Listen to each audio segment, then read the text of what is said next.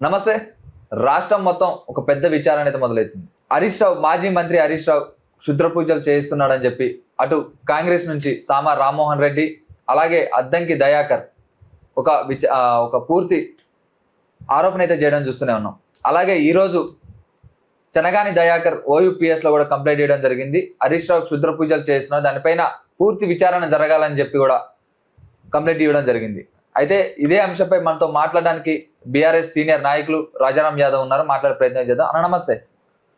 నమస్తే. రాష్ట్రంలో చూసుకున్నట్టు ఒక పెద్ద ఆరోపణలు జరుగుతున్నాయి. బీఆర్ఎస్ మాజీ మంత్రి పైన క్షుద్ర పూజలు చేస్తున్నాడు. తెలంగాణలో ఉన్న ప్రజలు కరువు కాటకాలతో అట్లనే ఉండాలి, కాంగ్రెస్ పైన ఈ విధమైన విమర్శలు రావాలి, వాళ్ళ వల్ల ఇదంతా జరిగిందని, వర్షాలు పడకుండా కూడా అటు తమిళనాడు, కర్ణాటక వెళ్ళి శివుడి దగ్గర ఒక 2 నెలలు 3 నెలల క్రితం కూడా ఇవన్నీ జరిగినాయి, పూజలు చేపిస్తున్నాడు అని చెప్పి వార్తలు అయితే వస్తున్నాయి. ఇందులో వాస్తవం అవుతుంది అంటే వెళ్ళిన కారణం అయితే అదేనా అని చెప్పి వాళ్ళందరూ అంటున్నారు.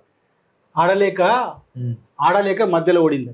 ఓకే, ఆడలేక మధ్యలో ఓడినట్లుగా ఇలా కాంగ్రెస్ పార్టీ నాయకులు, ముఖ్యమంత్రి గారు రేవంత్ రెడ్డి గారు, వారి మంత్రులు, నాయకులు, ఎమ్మెల్యేలు, ఎమ్మెల్సీలు అందరూ కూడా ఇలా వాళ్ళు కాళేశ్వరం అత్యద్భుతమైన ప్రాజెక్టు, ఈ దేశంలో ప్రపంచంలో ఒక గొప్ప ప్రాజెక్టును అది కూడా ఎందుకు డిజైన్ చేసినారు, మేడిగడ్డ దగ్గర ఎందుకు డిజైన్ చేసినారు అంటే ప్రాణహిత నీళ్ళని ఇట్లాంటి కరువు సందర్భంలో, కాటకాలు వచ్చినప్పుడు, నీళ్ళు లేనప్పుడు, వర్షాభావ పరిస్థితుల్లో ప్రాణహిత నీళ్ళను వాడడం కోసము రీడిజైన్ చేసి, అంతకుముందు ప్రాణహిత చేవల ప్రాజెక్టు రీడిజైన్ చేసి కిందికి తీసుకుపోయి మేడిగడ్డ దగ్గర కేసీఆర్ గారు అద్భుతమైన ప్రాజెక్టు కట్టడం జరిగింది. ఇలా నిజంగానే వర్షాభావ పరిస్థితులు కరువు ఉన్నాయి. ముఖ్యమంత్రి గారు కనుక మేడిగడ్డను రిపేర్ చేసి ఆ నీళ్ళని కిందికోకుండా కాళేశ్వరం నీళ్లను మొదటి నుంచి కూడా పైకి ఎత్తిపోసి ఇలా అన్ని ప్రాజెక్టులను, కాళేశ్వరం ప్రాజెక్టు అంటే ఒక మేడిగడ్డ కాదు, అనేక ప్రాజెక్టుల సమూహారం, అనేక జలాశయాల సమూహారం, సుందిల్లా, అన్నారం, ఎల్లంపల్లి, ఇట్లా అనేక ప్రాజెక్టులు, వాటిని నింపి ఇవాళ తెలంగాణ నీళ్ళు ఉంచితే అద్భుతంగా రైతులందరూ అద్భుతంగా పంటలు పండించుకునేవాళ్ళు. కానీ ముఖ్యమంత్రి గారు ఏం చేసిండ్రు, కాళేశ్వరం ప్రాజెక్టు ద్వారా కేసీఆర్కి మంచి పేరు రావద్దని, మంచి పేరు రాకుండా పర్వాలేదు, ఆయనకు మంచి పేరు రావడం కోసం రాకుండా ఉండడం కోసం రైతాంగాన్ని మొత్తం కూడా పణంగా పెట్టి ఇలా కాళేశ్వరం నీళ్ళన్నిటి కిందికి వదిలేసి ఆంధ్రాకు సమర్పించడం జరిగింది. ఇప్పుడేమంటున్నారు, ఇలా మొత్తం కూడా వర్షాభావ పరిస్థితి కాబట్టి, నీళ్ళు లేక కరువు వచ్చింది కాబట్టి దీని నుంచి పక్కదారి పట్టించడం కోసము రేవంత్ రెడ్డి గారు అండ్ టీము, అద్దంకి దయాకర్ కానీ, ఇంకా సామా రామ్మోహన్, ఇంకా ఎవరు కాంగ్రెస్ పార్టీ నాయకులు మాట్లాడుతున్నారు. ఇలా నేను ఒకటి అడుగుతాను, ఆ సామా రామ్మోహన్ రెడ్డి అంటే పిల్లగాడు, సరే మా దయాకర్ పాపం ఏదో ఆయన అస్తిత్వం కోసం ఆయన ఏదో చేస్తున్నాడు, ముఖ్యమంత్రి గారు దృష్టి పడాలని చెప్పేసి, నేను నా తమ్ముడు ఆయన గురించి నేను పెద్ద మాట్లాడు. ఈ అద్దంకి దయాకర్ కన్నా తెలివి ఉండాలి కదా, ఎమ్మెల్సీ అయినా కదా. ఇప్పుడు ఆ పొరగాళ్ళు మాట్లాడారంటే సరే, ఎమ్మెల్సీ అయినటువంటి అద్దంకి దయాకర్కు ఏమైనా జ్ఞానం ఉండాలి కదా. గుర్రం గాడిద అవుతుంది ఎక్కడన్నా, గుర్రము గాడిద అయింది ఇలా. అద్దంకి దయాకర్ గారు మీరు ఏం మాట్లాడుతున్నారు, మీరు గద్దరన్న దగ్గర ఏం నేర్చుకున్నారు, మీరు అంబేద్కర్ ఇస్తున్నాను అంటారు, అంబేద్కర్ ఇదే చెప్పిండా, మంత్రతంత్రాలు ఉన్నాయని చెప్పిండా. మంత్రతంత్రాలు ఉన్నాయి, తంత్రాలు చేస్తే వర్షాలు పడాయి, వర్షాలు వస్తాయి, ఇదేనా మీరు నేర్చుకున్నది? రాజ్యాంగం ఇదే చెప్పిందా? ఏం మీ కాంగ్రెస్ పార్టీ విచారధార అదేనా? రాహుల్ గాంధీ మాట్లాడితే కాంగ్రెస్ విచారధార, మేము రాజ్యాంగ స్ఫూర్తి, మేము దేశంలోనే మేము ఐఐటీలు తీసుకొచ్చినాము, ఐఐఎంలు తీసుకొచ్చినాము, శాస్త్ర సాంకేతిక రంగాలని ఈ దేశంలో మా ముత్తాత నెహ్రూ గారు తీసుకొచ్చిండ్రు, మా నాయన ఐటీ తీసుకొచ్చిండు అని చెప్పేసి రాహుల్ గాంధీ గారు మాట్లాడతారు. రాజ్యాంగ స్ఫూర్తి ఇదేనా? రాజ్యాంగ స్ఫూర్తితో మీరు మాట్లాడుతుండ్రా? ఏం మాట్లాడుతుండ్రు? హరీష్ రావు గారు పోయి వర్షాలు పడొద్దని చెప్పేసి, తెలంగాణ కరువు ఉండాలని చెప్పేసి తాంత్రిక విద్యలు చేసిండా, తాంత్రిక పూజలు చేయించిండా? ఇదా మీరు మాట్లాడేది? అదే ఇదనా మీరు మాట్లాడేది? అయితే ఇలా ఒక మాట సోదరా, నేను అద్దంకి దగ్గర గారికి ఒక మాట చెప్తున్నాను. నేను ఓకే, రాజ్యాంగము, అంబేద్కర్ రాసిన రాజ్యాంగం మీరు చదువుతారు కదా, రాహుల్ గాంధీ చేత పట్టుకుని ఉన్నాడు కదా, ఆదేశిక సూత్రాలను ఉంటాయి ఇదే రాజ్యాంగంలో. తెలుసుకోండి అద్దంకి గారు, ఆదేశిక సూత్రాలు ఉంటాయి. డైరెక్టివ్ ప్రిన్సిపల్స్ అంటారు దాన్ని. డైరెక్టివ్ ప్రిన్సిపల్స్ 36 ఆర్టికల్ నుంచి 51 వరకు.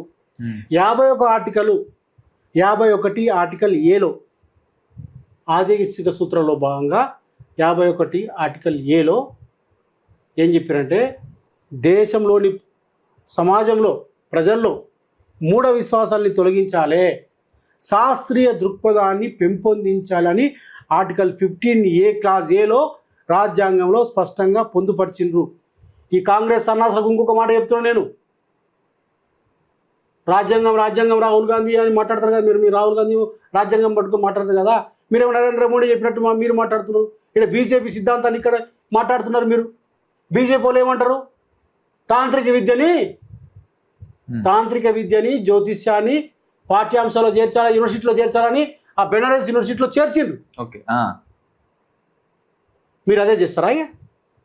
అంటే మంత్రతంత్రాలు నమ్ముతున్నారా? మూఢ విశ్వాసాలు నమ్ముతున్నారా మీరు? అంటే అబద్ధం చెప్పడం కోసము మీరు ఏమంటున్నారంటే మీరే మొత్తం తెలంగాణ ఎండబెట్టిండ్రు, కాళేశ్వరం నీళ్ళు కిందికి పంపించిండ్రు. మేము నెత్తినోరు మొత్తుకుంటున్నాం, మొదటి నుంచి కూడా మాట్లాడుతున్నాం. అయ్యా ఒక్క మేడిగడ్డ ఒక చిన్న రంధ్రం పడ్డది, దాన్ని రిపేర్ చేయరా నాయన, ఇల్లుకు చిన్న రంధ్రం పడితే రిపేర్ చేసుకొని మనం ఉంటాం కదా, అట్లే రిపేర్ చేయరా నాయన అంటే రిపేర్ చేయకుండా 200 సంవత్సరాలు వదిలేసినావు. ఇలా నిన్న మొన్న నీళ్ళని ఏదో ఎత్తినట్టు ప్రయత్నం చేస్తున్నావు. కరువు వచ్చింది, గీ కరువు నుంచి గీ వాటర్ స్కేర్సిటీ నుంచి తప్పించుకొని కోసము రైతులకు చేసిన మీరు మోసాన్ని తప్పించుకోవడం కోసము మీరు మంత్రతంత్ర విద్యలు నువ్వు మాట్లాడతారా? అంటే ఒక మాట సోదరా, వీళ్ళు ఏం చేస్తారంటే మొదటి నుంచి కూడా గమనించండి, దేవుళ్ళను దయ్యాలను తీసుకొస్తున్నారు. నరేంద్ర మోడీ మాట్లాడతాడు, బీజేపీ వాళ్ళు మాట్లాడతారు, ఆ బండి సంజయ్ మాట్లాడతాడు. ఓకే, మీ రాహుల్ గాంధీ ఏమో దానికి వ్యతిరేకం అంటాడు. రాజ్యాంగము స్ఫూర్తితో మేము రాజ్యాంగంలో ఉన్న అంశాలని మేము శాస్త్రీయ సాంకేతిక రంగాలని మేము మాట్లాడతాము, దాన్ని మేము అభివృద్ధి చేస్తామని చెప్పి మీ రాహుల్ గాంధీ మాట్లాడతారు. మీరేం చేస్తున్నారు? మీరు గమనించండి, ముఖ్యమంత్రి గారు ఏం మాట్లాడిన మొదటి నుంచి దేవుళ్ళ మీద ఆ రుణమాఫీ కోసం దేవుళ్ళ మీద అన్ని దేవుళ్ళ మీద ఒట్టు పెట్టాడు. బండి సంజయ్ అమ్మవారి మీద ఒట్టు పెడతాడు. బండి సంజయ్ ఇక్కడ పోలీషీట్లో మహాలక్ష్మి గుడి ఉంది కదా, అమ్మవారి దగ్గరికి పోయి ఆడ ఒట్టు పెడతాడు. నేను ఆడికి వస్తున్నా, అప్పటి బట్టలతో వస్తున్నాను ఆయన అంటాడు. రేవంత్ రెడ్డి ఏమంటాడు? నేను అమ్మవారి లక్ష్మీ అమ్మవారి మీద, యాదగిరి గుట్ట మీద, బాసర సరస్వతమ్మ మీద, జోగులాంబమ్మ మీద మొత్తం ఏడుకోతాడా దేవుళ్ళ మీద ఒట్టు పెట్టిండా లేదా? పెట్టిండు. అంటే దేవుళ్ళ మీద ఒట్టు పెడతారు, దయ్యాల మీద ఒట్టు పెడతారు, అంతేనా మీరు చేసేది? మీ బీజేపీ భాష మీద ఒకటే కదా. ఓకే, బీజేపీ ఆర్ఎస్ఎస్ భాషని మీరు మాట్లాడుతున్నారు కదా. వాళ్ళేమో మంత్రాలు తంత్రాలు ఉన్నాయి, జ్యోతిష్యం అనేది ఒక శాస్త్రము, దాన్ని విద్యార్థులకు బోధించాలని వాళ్ళు అంటున్నారు దేశంలో. ఇక్కడ చోటేబాయ్ ఏమంటున్నాడు, ఆయన శిష్యులంతా ఏమంటున్నారు, దాన్ని బోధించాలి అని అంటున్నారు. ఇంకేంది అంటే నేనేమంటున్నా, ఇప్పుడు మీరు చెప్పే విధంగా చేస్తే ఒకవేళ కాంగ్రెస్ వాళ్ళు ఇవి మంత్రతంత్రాలు ఉన్నాయి ఇవన్నీ ఉన్నాయని చెప్పి నమ్మితే నిజంగానే హరీష్ రావు చేపించినట్టేనా? నేను ఏమంటుంటే పిచ్చి పిచ్చి మాట్లాడు, పిచ్చోడు మాట్లాడితే, పనికి మాల కొట్టుడు మాట్లాడితే దానికి మేము సమాధానం చెప్పుకోనా? ఎవడన్నా ఇట్లా ఇట్లా ఇట్లా ఈ భాష మాట్లాడొచ్చా? ఇంత దిగజారొచ్చా? మీరు ఏం చేద్దాం అనుకుంటారు ఈ ప్రజల్ని? ఇవాళ ఇంకొక మాట చెప్తా, పద్దెనికి దగ్గర ఒక మాట చెప్తా. నాకు మిత్రుడు ఆయన, నేను చాలా తీవ్రంగా స్పందిస్తున్నా దీన్ని. నువ్వు మాట్లాడాల్సుకుంటే ముఖ్యమంత్రి మెప్పు పొందాలంటే నువ్వు మాట్లాడు, వేరే విషయాలు మాట్లాడు. కానీ మంత్రతంత్రాలు అనే విషయాన్ని తీసుకొచ్చి, తాంత్రిక పూజలను తీసుకొచ్చి, ఒక మనిషి మీద పట్టకాల్చి దాని ద్వారా మీరు ప్రజల్ని ఏమార్చాలని చెప్పేసాను. ఇది చాలా తప్పు, మీరు దిగజారుతాము, ఇది కరెక్ట్ పద్ధతి కాదు. నేను దయాకర్ గారికి అడుగుతున్నా, ఈ మూఢ విశ్వాసాలని తొలగించాలి, సమాజంలో శాస్త్రీయ దృక్పథాన్ని పెంచాలని ఆర్టికల్ 51 క్లాజ్ ఏలో చేర్చింది ఎవరో తెలుసా? కాంగ్రెస్ పార్టీ నాయకులకు ఎవరికన్నా? నేను చెప్తున్నా, ఇందిరాగాంధీ గారు చేర్చిండ్రు. ఓకే, ఆదేశిక సూత్రాల్లో భాగంగా, ప్రాథమిక విధుల్లో భాగంగా ఆమె 42వ రాజ్యాంగ సవరణ ద్వారా 42 అమెండ్మెంట్ రాజ్యాంగానికి జరిగింది. అతిపెద్ద రాజ్యాంగ సవరణ అంటారు దాన్ని. 1976లో ఆమె చేసింది, ఎమర్జెన్సీ పీరియడ్లో చేసి ఆమె ఒక సైంటిఫిక్ టెంపర్ని ఈ దేశంలో ప్రజల్లో పెంపొందించాలని చెప్పేసి, శాస్త్రీయ అవగాహన తీసుకురావాలి, శాస్త్రీయ విద్యను పెంపొందించాలి, శాస్త్రీయ దృక్పథాన్ని ఈ దేశంలో పెంపొందించాలని చెప్పేసి ఇందిరాగాంధీ గారు చేస్తే, వీళ్ళు నరేంద్ర మోడీ భాషని బీజేపీ భాషని ఈడ తెలంగాణలో తీసుకొస్తున్నారు. ఇది తెలంగాణ సమాజం మొత్తం గమనిస్తున్నది. మీరు రుణమాఫీ చేయరు అంటే దేవుళ్ళ మీద ఒట్టి చేస్తారు. కాళేశ్వరం నీళ్ళు కిందికి పంపించి తెలంగాణ ఎండగొట్టి పలనోళ్ళు పలనోళ్ళు మంత్రం చేసిండు, ఆయన పూజలు చేసిండు కాబట్టి నీళ్ళు వస్తలేవు. ఏమన్నా బుద్ధి ఉందా మీకు? ఏమైనా తెలివి ఉందా మీకు? కాబట్టి వీళ్ళు అసలు ఈ ప్రభుత్వాన్ని నడపడానికి హక్కు లేదు వీళ్ళకి. అసలు ఈ ఎమ్మెల్సీ అద్దంకి దయాకర్ గారిని పదవి నుంచి తీసేయాలి. రాజ్యాంగ స్ఫూర్తికి వ్యతిరేకమని, రాజ్యాంగానికి వ్యతిరేకం ఆ మాట. నువ్వు వెంటనే బేసరితో క్షమాపణ చెప్పు. ప్రభుత్వానికి నిజంగా చిత్తశుద్ధి పోలీసులకి మేము అడుగుతూ మీరు రాజ్యాంగాన్ని పాటిస్తే వీళ్ళ మీద క్రిమినల్ కేసులు పెట్టాలి. మీ మీద కేసులు క్రిమినల్ కేసులు ఎవరి మీద పెట్టాలి? ఇప్పుడు మీ మీద కేసులు పెట్టారు. ఎవరు పెట్టాలి? ఎవరి మీద పెట్టాలి? అద్దంకి దయాకర్ మీద పెట్టాలి. పిచ్చి పిచ్చి పనులు చేసి అన్నిటి మీ మీద బట్ట వేస్తాము, బురద బట్ట మీ ముఖం మీద పడేస్తాము, బట్ట కలిసి మీ మీద వేస్తాము, మీరు తొలగించుకోని అని చెప్పేసి మాట్లాడడం కరెక్ట్ కాదు. ఇలా సమాజం మొత్తం గమనిస్తుంది, ప్రజలు గమనిస్తున్నారు.